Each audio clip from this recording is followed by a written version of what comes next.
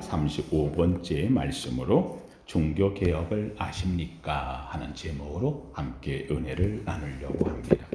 올해는 504주년 종교개혁일이 됩니다. 오늘 종교개혁이래요. 개혁주일이 보통 그 날짜와 좀 벗어나는데 오늘은 아주 기가 막히게 504주년 종교개혁일이고 개혁주일로 지키는 주일이 되어집니다. 1517년 10월 31일 가을이 깊어가고 10월의 마지막 날 독일의 수도사였던 그리고 교수로 재직하던 마틴 루터가 비텐버그라고 하는 이 지역이 있는데 비텐베르그 도시 이름이죠. 여기에 있는 그 도시 대학이 있었어요. 그래서 이 비텐베르그 대학의 정문에다가 95개의 조항의 논제를 써 붙여서 그래서 그것으로 시작한 것이 종교개혁의 시발점이 되어집니다. 사실 마틴 루터가 내가 종교개혁을 하겠다, 뭘 하겠다 이렇게 해서 나선 것은 아니고요. 본인이 학생들을 가르치면서 그리고 지금 사회에 돌아가는 이런 현상들 이건 아닌데 그래서 자기 의견을 피력하려고 오늘날로 얘기하면 대자보 붙이듯이 이래서 붙인 거예요. 근데 이 붙인 95개 조항의 내용이 아주 강시대의 가장 중요한 포인트를 찔러요. 그리고 그것이 학생들의 가슴을 뜨겁게 만들었고 비텐베르그 도시에 있는 성도들의 마음을 뜨겁게 만들어서 결국은 이 비텐베르그 도시에서부터 불꽃이 일어나기 시작을 합니다.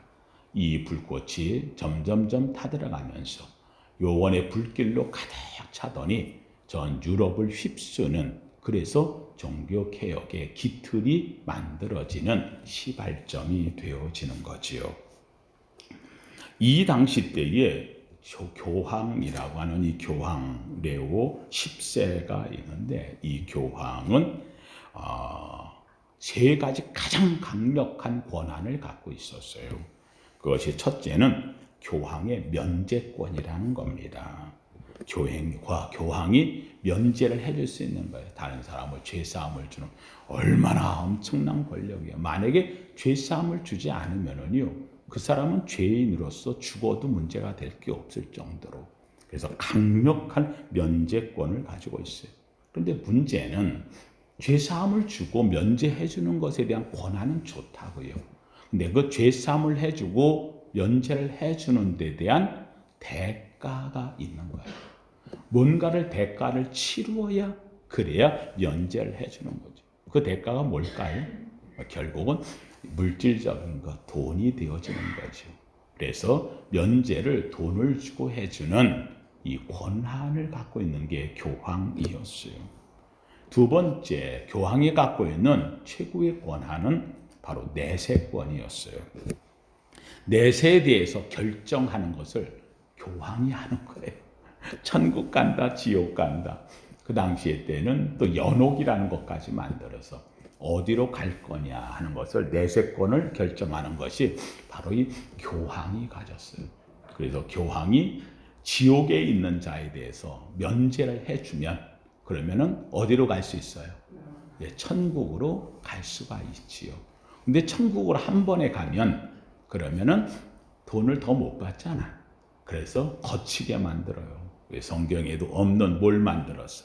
중간지대를 만들어서 여기에 가지고 좀 털고 그러고 더 턴 다음에는 그 다음에는 천국에 갈 수 있다.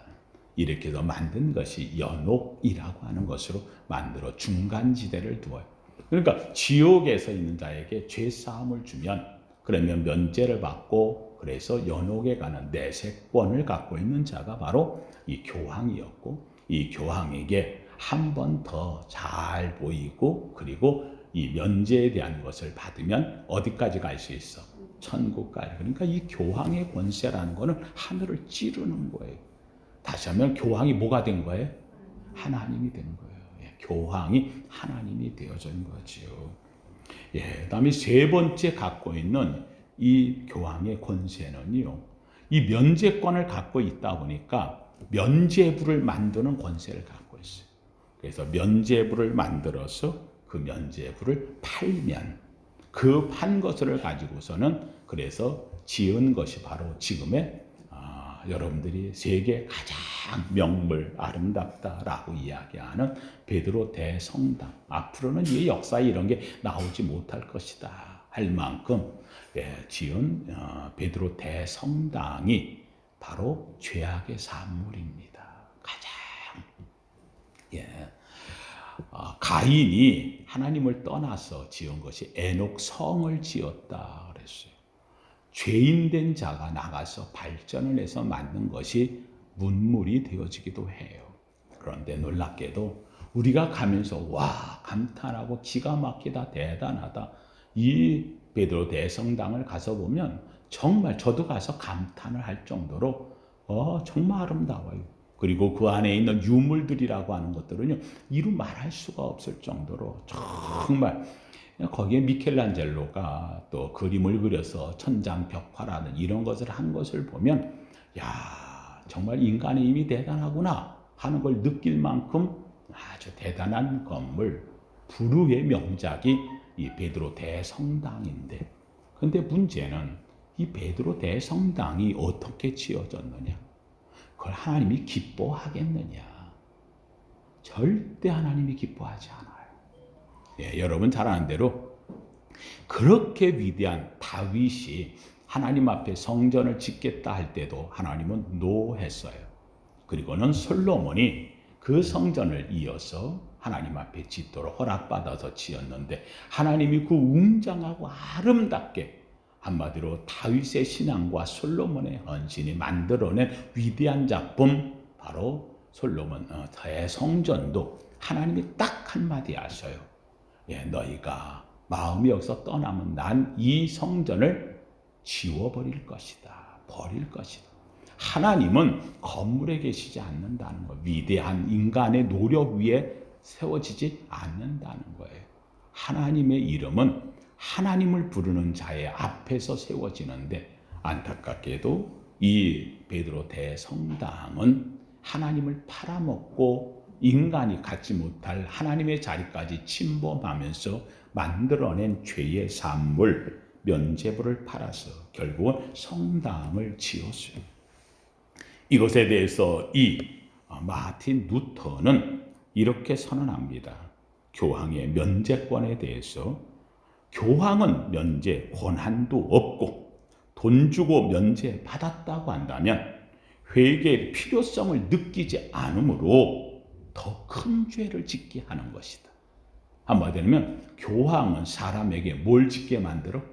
죄를 짓게 만드는 사탄의 괴수가 되어졌어요. 왜냐하면 난 돈 주고 샀기 때문에 대가를 치렀잖아. 그러니까 회개할 이유가 없는 거예요. 그래서 회개의 필요성까지도 느끼지 못하게 만들고 그래서 하나님 앞에서는 나는 돈 주고 샀어. 이제부터 난 죄인이 아니야. 자기가 돈 주고 산 의인이 되어지는 바리새인 같은 존재가 되어지므로 그래서 더 큰 죄를 짓게 만든다. 마틴 루터가 선언한 내용입니다. 두 번째로 마틴 루터가 교황은 내세권을 갖고 있다고 이야기를 했는데 내세에 대한 결정은 누가 하는 것? 하나님이 하시는 것. 죽은 다음에 인생에 대한 살아있을 때 하나님 앞에 회개되고 그래서 내세가 결정되어지는데 죽은 다음에 죽은 자의 내세를 산 인간이 결정한다? 불가하다는 거예요. 내세권 그리고 사제권 그리고 연옥 다스릴 권에 대한 것이라는 것. 이 권한은 이거는 권한이 아니라 하나님에 대한 도전이다. 하나님을 도전하는 자는 뭐예요? 하나님 도전하는 자는 뭐예요? 사탄이죠.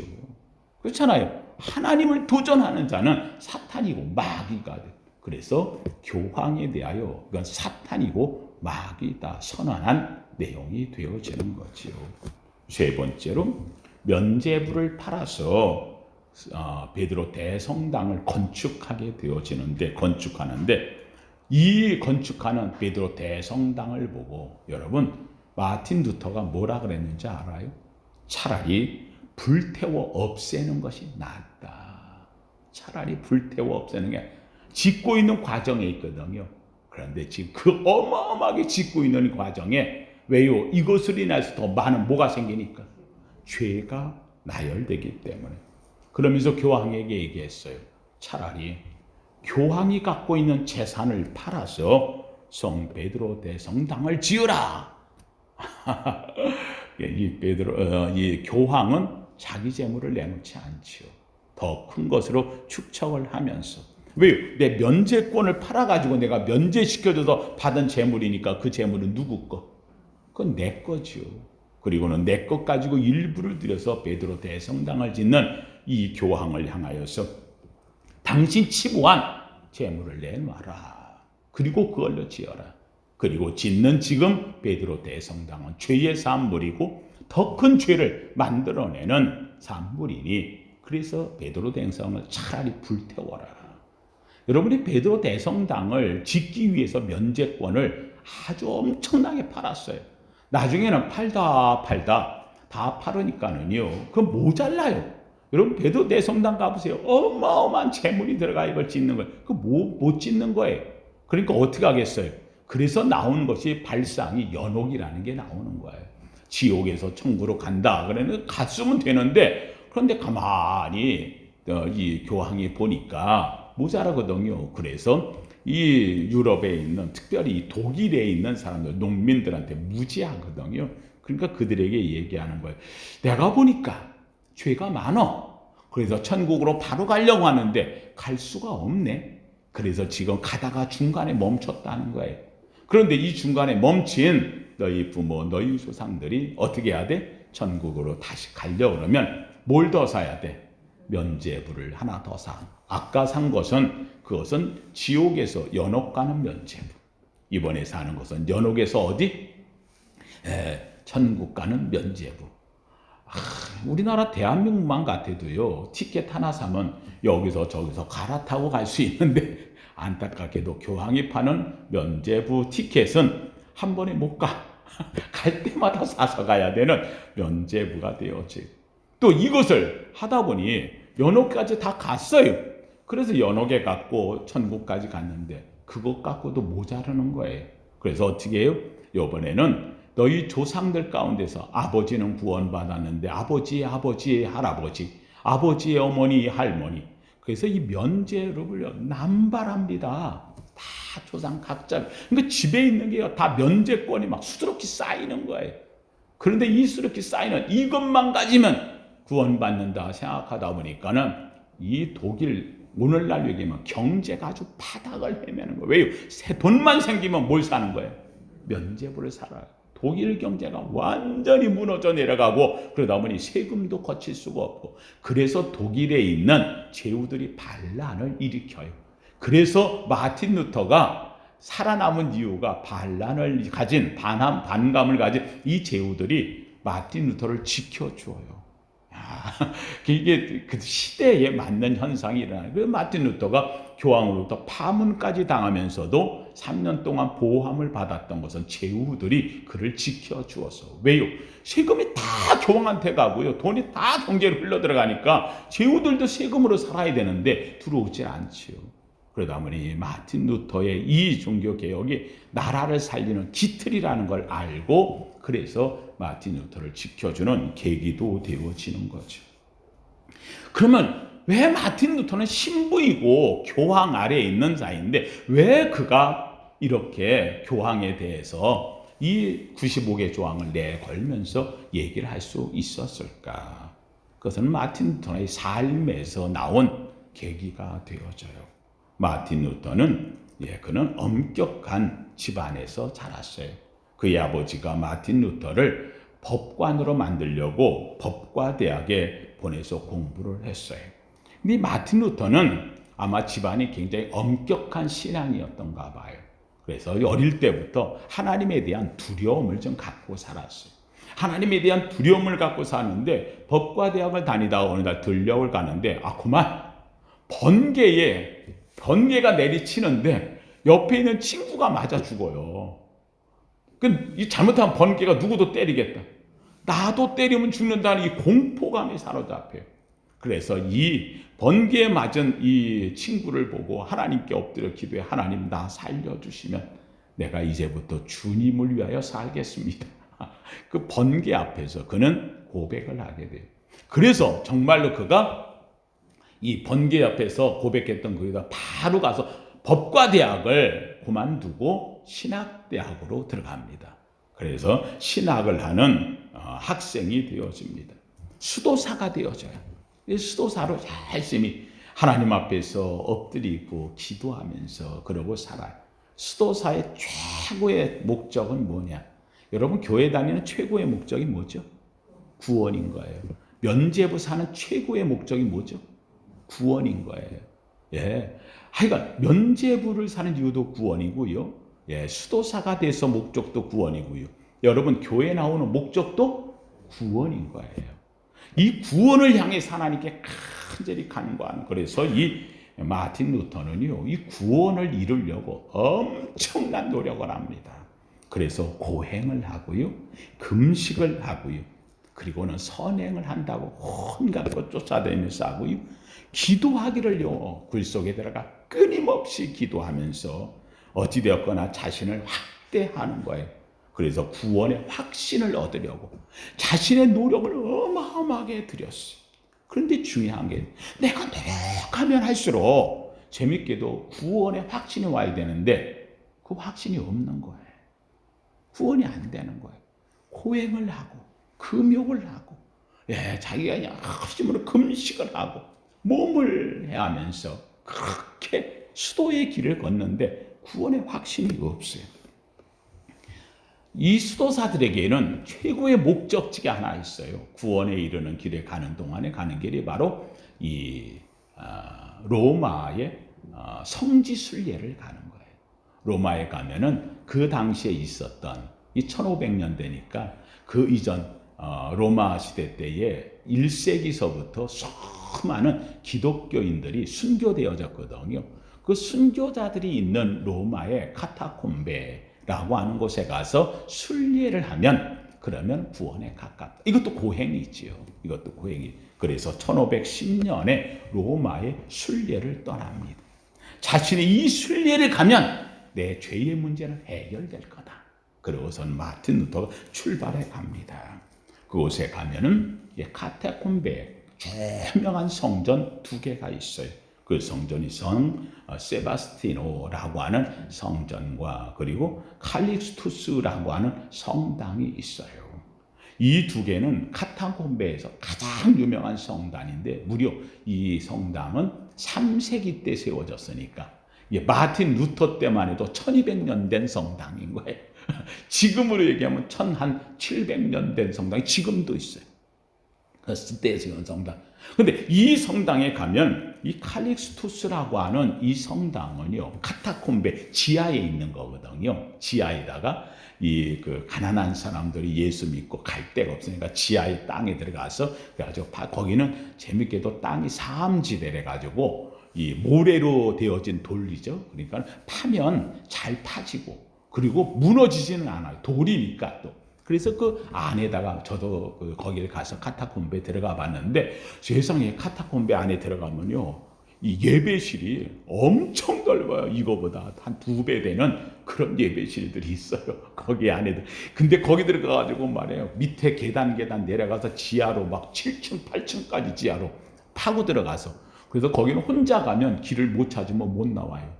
거기는 못 나오는 데가 그런 곳인데 하여간 이 카타콤베에 거기에 가면 이 칼릭스토스라고 하는 성당인데 여기에는 교황들이 가장 죽어서 장사 지내고 싶어하는 묘지를 찾는 곳이 바로 이 칼릭스투스라고 하는 이 성당이 돼요. 그 지하 카타콤베에 거기에 40명의 교황의 시신이 거기에 있어요. 또 뿐만 아니라 7만 6천 명들의 로마 시대 때 죽었던 순교자들의 뼈가 거기에 있어요.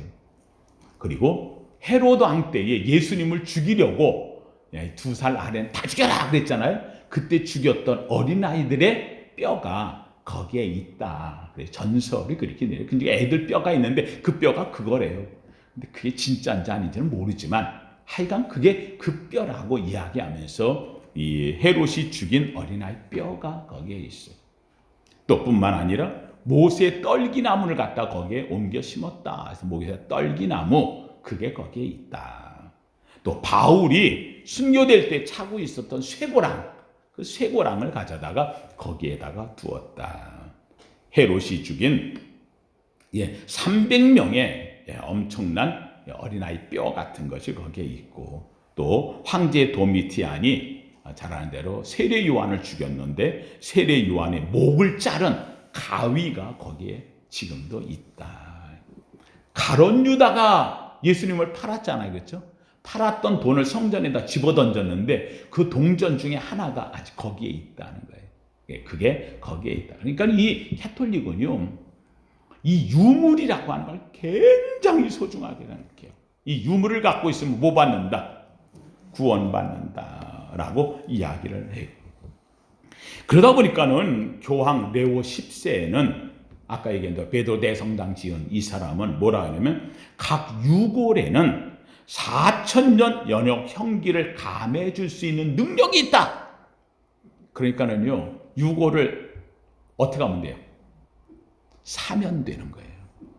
유골을 만약에 사면 그러면 그 유골 하나만 갖고 있으면 순교자의 유골 갖고 있으면 몇 년 형기가 지옥 4,000년이 면해지는 거예요. 가룟 유다에 던졌던 이 동전 있잖아요. 그렇죠? 그게 몇 개? 30개. 그렇잖아요. 예수님 은 30냥. 근데 이걸 하나 갖고 있으면 1400년의 형이 감해진다. 여러분 웃잖아요. 근데 그 사람들은요, 생명이에요. 그거 소유하려고 온갖 것 다. 그러다 보니까 여러분, 그 당시 제후들이라든지 부자들은 다 뭘 사 모으려고? 유골들을 사 모으려고. 그래서 그 뼈들, 유골들을 엄청나게. 꼭 뭐하고 똑같아요? 여러분, 우리나라의 절 가면은요, 제일 유명한 절은 뭐가 있는 절? 부처님? 사리가 뼈만 있으면 뭔가 머리카락한 나라도 있으면 유명한 것이 되는 것처럼 그것만 있으면 뭔가 구원이 되는 것처럼 똑같아요. 그래서 그 시대에 이 순교자의 유골들을 가지려고요. 엄청나게. 그러다 보니까 여러분 그 순교자의 유골이 진짜일까 가짜일까? 가짜가 부지기수야 그냥. 왜요? 이게 누구의 순교의 뼈입니다. 그러면 말해요. 그냥 이건 막 묻지도 따지지도 않고 사들이는 이런 시대가 되어져 버리고 말았어요. 그러니까 이 시대의 사람들은요, 어떻게든지 간에 유골 하나라도 찾으려고 뭐 받으려고? 구원 받으려고. 그러면 유골을 좋은 걸 가져야 구원 받으니까 누가 구원을 잘 받아? 돈 많은 부자들이 되어지는 거죠. 라테란 성당이라는 곳이 있어요. 여기는 이스라엘에서 빌라도가 앉았던 그 계단, 그래서 그 빌라도 계단에 예수님이 올라갔잖아요. 그렇죠? 그 올라가 심판받았던 이 계단을 다 띄어가지고 와서 그래가지고는 만든 성당이 라테란 성당인데 여기에는 28개의 빌라도 계단이 있어요. 이 계단마다 한 계단 올라갈 때마다 주기도문 외우고 한 계단 올라갈 때마다 주기도문 외우고 하도 사람들이 다니니까 계단이 어떻게 됐어요? 달아. 그래서 못 다니게 하려고 거기다가 불룩불룩 튀어나오게 만들어. 그런데도 또 올라가고 피가 나도 올라가고 그러면서 한번 올라가면 입 맞추고 올라가고 여기에 누가 계셨어? 예수님이 심판을 받았어. 그러면서 거기 올라갔다 내려오면 뭐 받는다? 하여간 모든 목적은 다 뭐 받는 거? 구원 받는 거. 여기에 마틴 루터가요 수십 번을 무릎으로 기고 올라가고 내려가고 올라가고 내려가고. 그런데 재미있는 건 올라가도 내려와도 뭐가 없어? 구원의 확신이 없어. 이게 아닌 거예요. 그런데 그가 빌라도 계단을 오르다가 왜 주님 나는 구원이 없습니까? 내 확신이 없습니까? 근데 그때에 딱 떠오른 것이 바로 로마서와 갈라디아서. 오직 의인은 뭐로? 믿음으로 말미암아 살리라. 의인은 무릎 꿇고 기는 게 아니라는 거예요. 이 면죄부 갖는 게 아니라는 거예요. 유골 갖고 있는 게 아니라는 거예요. 믿음으로 구원을 얻는 거예요. 오직 하나님의 말씀으로. 이가 깨닫고 그래서 돌아와 가지고 그가 1513년부터 시편 강해, 1515년 로마서 강해, 16년에 갈라디아서, 1517년 갈라디아서 오늘 말씀을 그가 강해하는 가운데서 이거야 하고 그가 이 95개 조항에 이걸 써서 탁 붙이면 확신이 얻어졌으니까 그러고서는 써서 붙인. 신부가 이걸 써붙이면 어떤 것이 올 거라는 걸 알면서도 중요한 것은 구원은 교황이 주는 게 아니고 유물이 주는 게 아니고 고행이 주는 것도 아니고 이 구원은 오직 하나님의 무엇으로? 말씀으로. 그 말씀의 믿음으로 되어진다. 그래서 이 말씀을 가르치는 것이 바로 이것이 종교개혁의 시작이 됩니다. 마틴 루터가 이 하나님의 말씀을 보면서 그가 느껴진 가장 중요한 것, 그래서 5가지를 전면에 내세웁니다. 구원이 이를 때에 이 구원은 이 5가지다. 그래서 이 5가지를 이야기할 때에 다른 거 없어요. 한번 따라합시다. 코람데오. 누구 앞에서? 하나님 앞에서. 너 하나님 앞에 있는데 이 하나님 앞에서 5가지를 이루라는 거예요. 첫 번째는 구원이라는 것은 한번 따라합시다. 오직 믿음으로. 솔라 피데. 오직 믿음. 하나님 앞에서. 내가 구원받는 것은 면죄부가 아닌 거예요. 교황이 주는 게 아니에요. 빌라도 계단에 고행 치르는 게 아니라는 거예요. 오직 무엇으로? 믿음으로. 왜?